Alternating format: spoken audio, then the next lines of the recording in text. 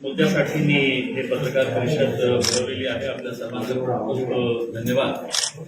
27 नोव्हेंबरला आम्ही एक घोषणा दिली होती की चलो मुंबई, आणि एक 3-4 असे मुद्दे आहेत ज्याच्यासाठी आम्ही सर्व महाराष्ट्रातले जे मुस्लिम समाजातले लोक आहेत त्यांना आम्ही आमंत्रित केलं होतं की आपल्याला मुंबईला जायचे आहे. पण 27 तारखेच्या कार्यक्रमाच्या बाबतीत आम्हाला पोलिसांकडून एक पत्र मिळालं की आम्ही परवानगी देत नाही कारण कोरोना आहे. तर त्यावेळी मी त्यांना सांगितलं होतं की मुंबईमध्ये कार्यक्रम सुरू आहे, सर्व राजनैतिक पार्ट्यांची सभा सुरू आहे, आणि मी उदाहरण पण दिलं होतं की औरंगाबादमध्ये आपण एक मोर्चा काढला होता शिवसेनेच्या वतीने, नागपूरमध्ये मोर्चा काढण्यात आला होता भाजपच्या वतीने, शरद पवार साहेबांनी महाबळेश्वरमध्ये त्यांच्या युवा कार्यकर्त्यांचा खूप मोठा एक कार्यक्रम घेतला होता. तर ते सगळे असताना फक्त आमच्यासाठी करोना का येतो हे आम्हाला प्रश्न पडला होता. पण त्याचा मान ठेवून, आणि त्यांनी हे पण सांगितलं होतं की अमरावती आणि नांदेडमध्ये जे घडलेलं आहे ते बघून आपण हे परमिशन नाकारत आहे. म्हणजे तुम्ही अमरावतीचं उदाहरण देता, औरंगाबादचं उदाहरण का देत नाही की औरंगाबाद शांतीपूर्ण होतं, औरंगाबादमध्ये काही झालं नाही आणि अनेक शहरामध्ये काही झालं नाही होतं, पण त्यांना आम्हाला द्यायचं नाही होतं. आणि स्पष्टपणे मला सांगायचे हे आहे की सरकारमध्ये बसलेले काँग्रेस आणि राष्ट्रवादी काँग्रेस विशेषकर त्यांच्या दबावाखाली हे पोलीस काम करत आहे, म्हणून आम्हाला ते परमिशन नाकारण्यात आली होती. त्याच दिवशी आम्ही निर्णय घेतला आमच्या पार्टीचे अध्यक्ष असदुद्दीन अवैसी साहेबांशी बोलून की आपण हे पुढे ढकला, आणि त्यांनीही मान्य केलं की आपण काही दिवसासाठी ते पुढे करू. आणि आम्ही 11 तारखेची डेट दिली होती, 11 डिसेंबरला आम्ही मुंबईला येणार आहे. अब त्याची आमची सगळी तयारी पूर्ण झालेली आहे. उद्या आम्ही मुंबईला जाणार आहे, आणि फक्त औरंगाबाद नाही पण महाराष्ट्राच्या वेगवेगळ्या शहरातून लोक मुंबईला येणार आहेत. सगळं काही जे निर्बंध हे आहे, प्रिकॉशन्स घेऊन ते सगळं आम्ही पालन करून तिथे जाणार आहे. आता ये सिर्फ एक मोर्चा नहीं है, ये सिर्फ एक रैली नहीं है. हम इसको तिरंगा रैली का नाम इस वजह से दिए है कि हमारी हर गाड़ी के ऊपर हम तिरंगा लगा के जाएंगे. उसका एक दूसरा मकसद ये है कि इस साल 75 साल हो गए हैं देश की आजादी को, और सरकार ने वजीर आजम ने कहा है कि साल भर अमृत महोत्सव मनाना है करके. तो हम अमृत महोत्सव भी मना रहे हैं. देश के प्रति हमारी आस्था, हमारी मोहब्बत वो भी जताने के लिए हम वहां पर कोई राजनीतिक हमारा झंडा लेकर नहीं जा रहे हैं, हम देश के तिरंगा लेकर जा रहे हैं. कल औरंगाबाद में अगर कम से कम भी अगर देखा जाए तो मेरे हिसाब से एक कितने नहीं वो ठीक है पुलिस का, लेकिन हमारे पास एक अंदाजे के हिसाब से हमारे पास 250 गाड़ियां सिर्फ औरंगाबाद से निकलेगी. 250 गाड़ियां औरंगाबाद से निकलेगी. हर गाड़ी के ऊपर जो है वो एक तिरंगा रहेगा, और हम मुंबई की तरफ जाएंगे. औरंगाबाद, अहमदनगर, पूना से होते हुए हम एक्सप्रेसवे लेके हम मुंबई की तरफ जाएंगे. अब आपने ये देखा होगा कि हमने अभी तक है तो हमारा वेन्यू फाइनल नहीं. बहुत सारे लोग हमसे पूछ रहे हैं कि मुंबई में वेन्यू क्या है करके. हमारा वेन्यू फाइनल हो चुका है. हमारा परमिशन जो है वो हमको मिल चुकी है, लेकिन हम उसकी घोषणा इस वजह से नहीं कर रहे हैं कि पिछले 15 दिनों के अंदर हमने जो वेन्यू फाइनल किए थे हमने पैसा भर डाले. पैसा भरने के बाद फिर वहां पे कई एनसीपी का नेता पहुंच गया कि कांग्रेस के मंत्रियों के फोन चले गए कि मतलब ये एमआईएम को ये हॉल देना नहीं, ये ग्राउंड देना नहीं करके, और ऐसा कैंसिल किया गया है. हमने इससे पहले जो है वो बीकेसी मांगा था. पांद्रा कुर्ला कॉम्प्लेक्स जो है वो मुंबई का सबसे बड़ा ग्राउंड है. हम चाहते तो आजाद मैदान ले सकते थे. आजाद मैदान भी बहुत बड़ा ग्राउंड है, लेकिन हमारे लिए छोटा पड़ा होता, तो इस वजह से हमने बीकेसी मांगा. तो पहले बीकेसी ने हमारे से पैसा ले लिया. बीकेसी ने कहा कि आप जाके पुलिस में परमिशन के लिए कर दीजिएगा. हम पुलिस के अंदर गए तो पुलिस ने कहा कि नहीं कोरोना है करके उन्होंने वापस कर दिया.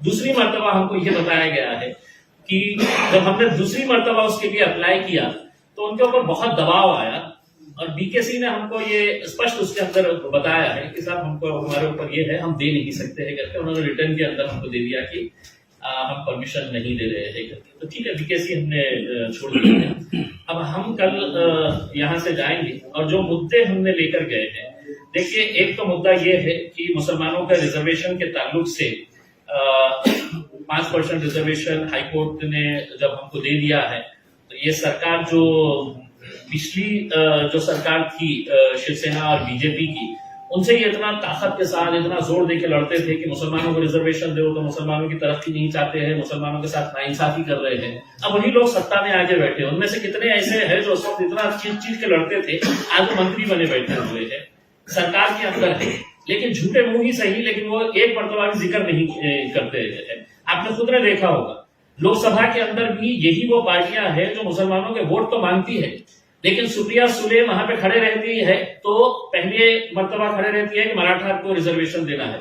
फिर जब ओबीसी का मामला आता है कि ओबीसी रिजेक्ट हो जाता है, ओबीसी का रिजर्वेशन, तो वो दूसरी मर्तबा पार्लियामेंट के अंदर भाग के आते हैं और ओबीसी को रिजर्वेशन मिलना बोल के ये वहां पे पार्लियामेंट के अंदर खड़े रह के तो ये करते हैं। इसी तरह से जितने भी उनके बाकी दूसरे कांग्रेस के एमपीज हो या दूसरे राष्ट्रवादी के हो, तो ये सब है जो है ये अपनी राजनीतिक स्वार्थ के लिए जो उनको फायदेमंद है उनके लिए वो खड़े रहते हैं। तो हम क्या सिर्फ एक खिलौना हो गए आपके लिए कि आप इलेक्शन में आएंगे और मुसलमानों से वोट से मांग के चले जाएंगे करके?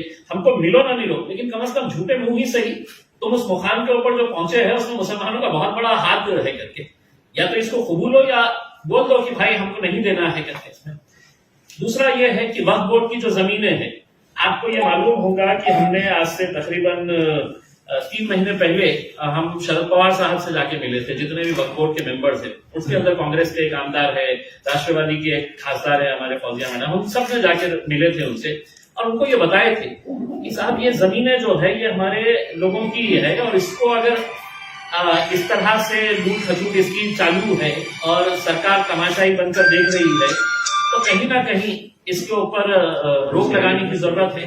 हमने उनसे कहा था कि एक मीटिंग है तो आप मुख्यमंत्री साहब के साथ लगाइए। हमारा ये अनुमान है कि कम से कम अगर गिरी पड़ी हालत के अंदर भी अगर देखा जाए तो 1000 करोड़ रुपया जो वक्फ बोर्ड का है, वो पैसा महाराष्ट्र के पूरे अलग अलग कलेक्टर ऑफिस के पास अगर जमा है।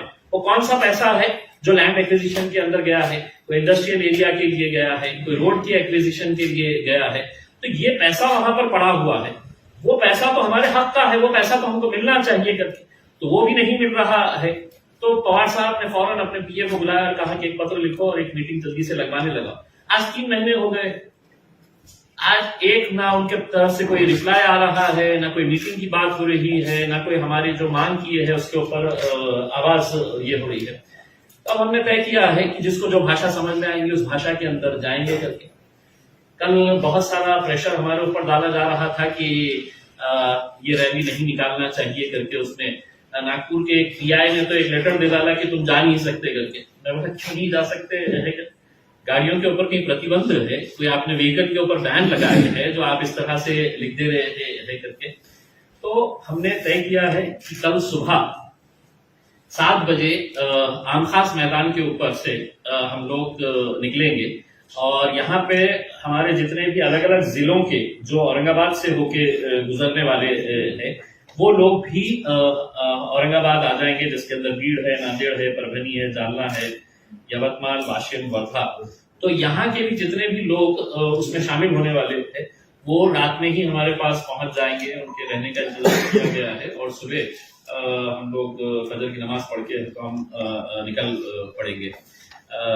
एक बात यह है कि इसकी पूरी जिम्मेदारी जो है अलग अलग कमिटीज को बांटी गई है कि पूरे डिसिप्लिन के साथ हमें जाना है।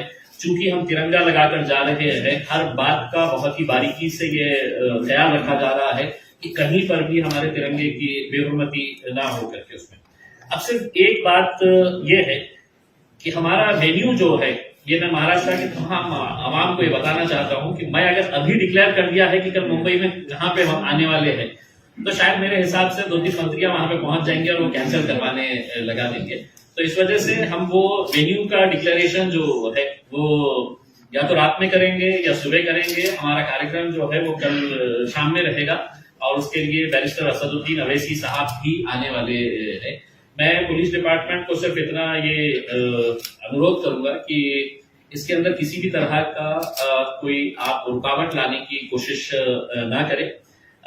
नियम सबके लिए बराबर है, हमारे लिए भी वही नियम लागू हुआ और इसको अगर अच्छे तरीके से अगर आपने हमारे को कोऑपरेट किया तो बहुत अच्छे तरीके से हम आएंगे, हमारा जो मैसेज है वो कन्वे करेंगे और लोकतंत्र के अंदर हमको ये अधिकार दिया है।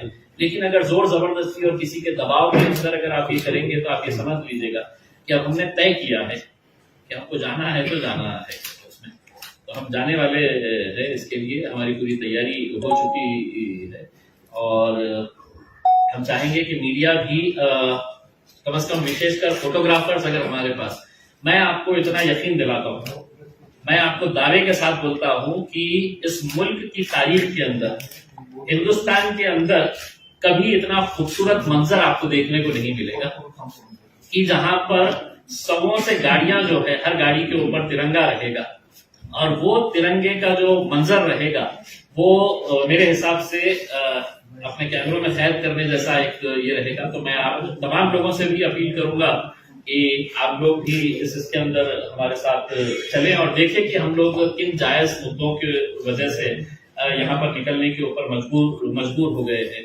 दुर्दैव इसी बात का है कि देखिए, जब तक आप लड़ेंगे नहीं, जब तक आप अपनी मौजूदगी का एहसास नहीं दिलाएंगे, तब तक आपको कुछ मिलने वाला नहीं है। हम तो ये चाहेंगे कि जो ओबीसी समाज का जो रिजर्वेशन कैंसिल हुआ है, अगर वो भी हमारे साथ जोड़ना चाहे तो वो भी आ सकते हैं। हम कल जाते वक्त जो कोईगांव के ऊपर वो काका साहिब शिंदे जिसने आत्महत्या की थी, एक तरह से उसने अपने रिजर्वेशन के लिए, अपने समाज के रिजर्वेशन के लिए उस नौजवान लड़के ने अपनी जान की आहुति दी थी। वो अपने खुद के लिए नहीं मरा है, उसने अपने समाज के लिए तो अपनी जान दी थी। तो हम जाते जाते उसको भी अपनी श्रद्धांजलि अर्पित करते हुए जाएंगे और हमारा मकसद यही है कि जो जो समाज जिसको भी मिला है, मुसलमानों के साथ हम समझ रहे हैं कि सबसे ज्यादा धोखा किया जा रहा है इस वक्त, क्योंकि हमारे कानूनी हमारी लड़ाई कहीं पर भी नहीं है। आज अगर मराठास को नहीं मिल रहा है तो ये अदालत का मामला है, ओबीसी का कैंसिल हुआ है तो ये अदालत का मामला है, लेकिन मुसलमानों को तो पूरा है, तो 100% है। तो कोर्ट ने ही कहा है कि इनको एम्पिरिकल डाटा इनका ऐसा है कि जिसकी वजह से इनको मिलना चाहिए करके। लेकिन सरकार में बैठे हुए लोग, अब हमारे से ये सवाल किया जाएगा कि इसी वक्त क्यों? तो हाँ, हम यही वक्त इस वजह से चुने हैं क्योंकि अब यही नेता दोबारा हमारे चौखटों के ऊपर आने वाले हैं, दोबारा अपनी सभाएं सजाने वाले हैं, दोबारा लोगों को, हमारे लोगों को सपने दिखाने वाले हैं। तो हम उनसे दो सवाल तो करेंगे ना कि हमारी जमीनों का क्या हुआ है करके, हमारे रिजर्वेशन का क्या हुआ है करके। तो हमने सही वक्त चुना है, जाएंगे, लड़ेंगे और इसकी लड़ाई की शुरुआत है, समझ लीजिएगा। और एक चीज साफ तरीके से, अगर इसके अंदर कोई रुकावट आएगी, हम हमारा आंदोलन बहुत तेज करेंगे, बहुत तीव्र आंदोलन करेंगे। फिर उसके लिए अगर मराठा समाज का कोई लड़का अगर मर सकता है तो मुसलमान भी सड़क के ऊपर आकर अपनी लड़ाई को किस तरह से आगे बढ़ाएगा करके हमारी पूरी तैयारी उसके लिए। कितने लाख लोग मैं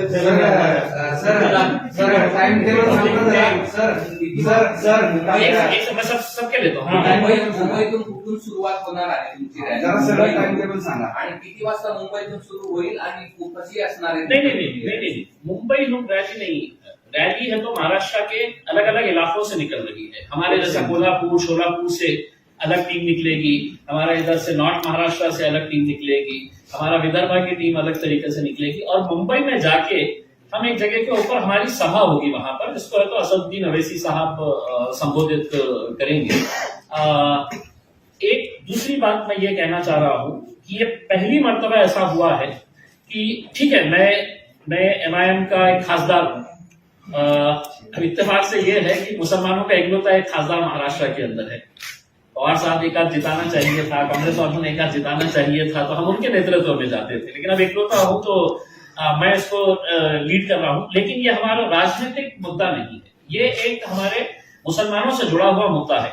इसीलिए हमने पूरे महाराष्ट्र के अंदर जितने कांग्रेस के मुसलमान लीडर हैं, जितने राष्ट्रवादी कांग्रेस के हैं, जितने समाजवादी पार्टी के नेता है, औरंगाबाद में जितने भी हमारे दूसरे पार्टियों के लीडर्स, कॉर्पोरेटर्स हैं, उन सबको हमने ये पत्र दिया है और उनको ये कहा है कि इलेक्शन के वक्त में आपको जिसका झंडा पकड़ना है, जिसका मफलर आपको डालना है, आप डालिए। लेकिन एक मर्तबा हम आपसे आजीजी से गुजारिश कर रहे हैं एक मर्तबा कौम के लिए, देखिए बाकी के वक्त में यही वो लीडर है जिनकी वजह से इन्होंने अपने जाती मफाद की वजह से अपने पार्टी को बहुत बड़ा बना दिया है, लेकिन अपने कौम को बहुत पीछे छोड़ दिए है। आज हम उनको ये कह रहे हैं कि आप हमारे साथ आइए करके। हमने हमारे जितने भी जिला अध्यक्ष है, समीर साजिद साहब हो गए हैं, शारिक नक्शबंदी साहब हो गए हैं, इन्होंने अपने अपने लेटर हेड के ऊपर सबको पर्सनली जाके दिए हैं। एक मर्तबा एक मुद्दे के ऊपर सामने आए। दलित सर,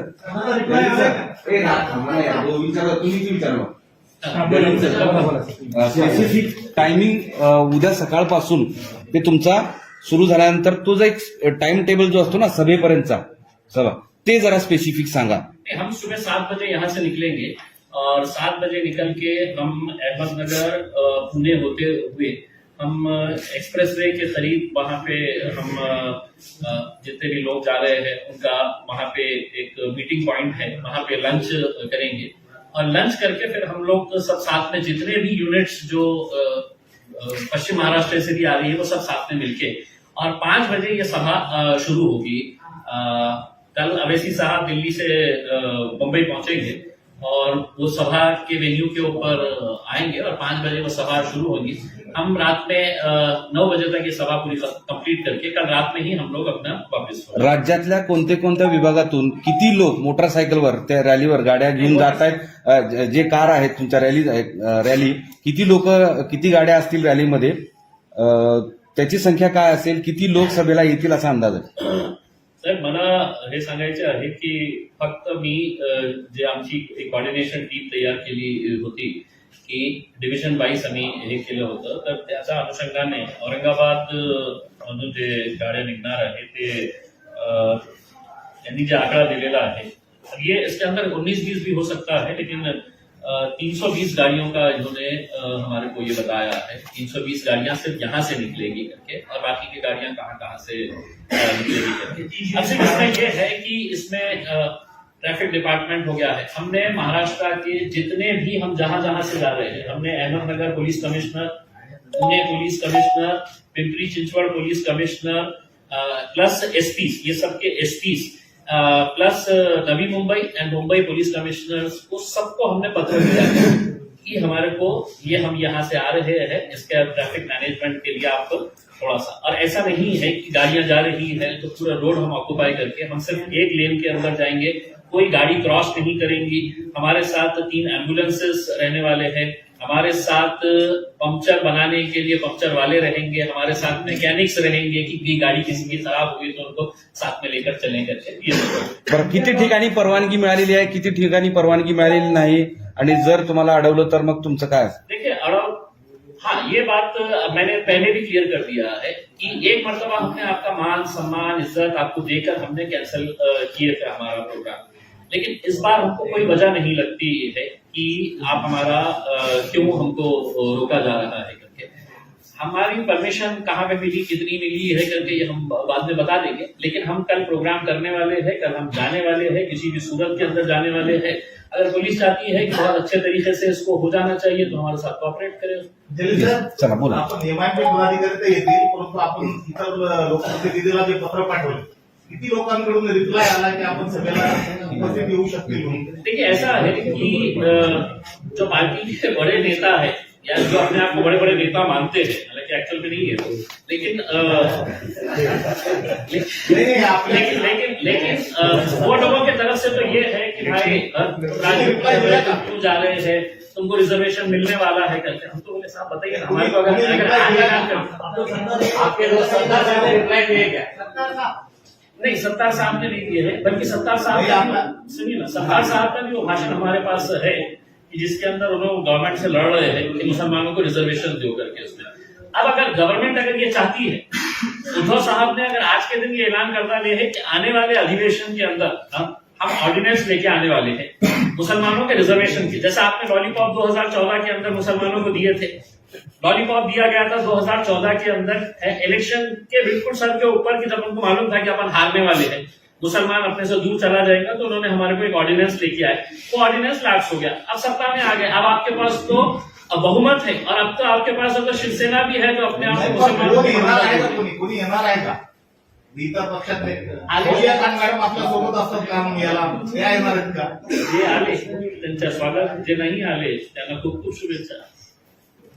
तुम्ही आता बोलले की मैं पहली बार मुसलमानों का एमपी हूँ असं म्हणाले. तुम्ही हे विसरले का की औरंगाबादचे एमपी आहेत? देखिए कुछ मुद्दों के ऊपर मेरे हिसाब से एमआईएम का स्टैंड बहुत क्लियर है. अगर ये मुद्दा, अगर कांग्रेस, राष्ट्रवादी कांग्रेस के कोई मुसलमान लीडर अगर उठाता, मेरे हिसाब से हम इस मुद्दे को हाथ नहीं लगाते. लेकिन उनकी खामोशी हमको मजबूर कर रही है कि सड़क के ऊपर आना पड़ेगा करके उसमें. और कोई बड़ी बात नहीं है, कोई बुरी बात नहीं है कि अगर मैं मुसलमानों के एक सबसे अहम मुद्दे के ऊपर अगर हाथ लगा रहा हूं, हम कोई गैर कानूनी बात मांग नहीं रहे हैं, जिसको कोर्ट ने एंडोर्स किया है, जिसको हाई कोर्ट ने एंडोर्स किया है, तो आओ और बोल डालो हमारे को कि साहब हम नहीं देंगे, मुसलमानों को नहीं देंगे हम किसी भी सूरत के अंदर. हमारे को अफसोस और दुख इस बात का है कि इनको देखकर गिरगिट भी शर्मा जाए कि मतलब जब विपक्ष के अंदर थे तो कैसा लड़ते थे ये देवेंद्र फडणवीस और शिवसेना के साथ कि मुसलमानों को दो करके. आज आने के बाद एकदम बिल्कुल भूल गए. फिर दोबारा आने वाले हैं, नगर परिषद के इलेक्शन के अंदर आएंगे, फिर मुसलमानों को बोलेंगे जो हम सेक्युलर है करके, ये एमआईएम जातिवादी है, कट्टर है करके.